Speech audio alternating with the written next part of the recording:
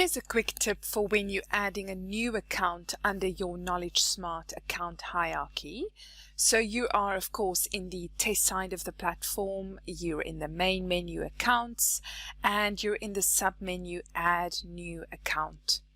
So once you've given your account a name and added the main administrator for this account with the other details, be sure to then define the admin type of this person that you've added in here.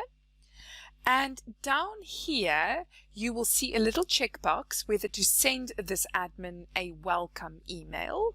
So if it is an existing administrator, they might not need a welcome email, but if it is a new person joining, then we might want to send them their login details. So make sure you tick that one. And then here we have this area called Copy Account Settings. So this is very important for creating consistency across your different accounts.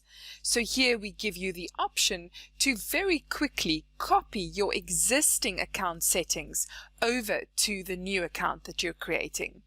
So if we have a look, you can copy your test feedback settings, your branding, so that's the logo that you have on your main platform, your user data field settings, your interface options that you've defined, and your self-invite options that you have already defined. So you can simply uncheck the ones that you don't want to copy across and leave the others, or select them all.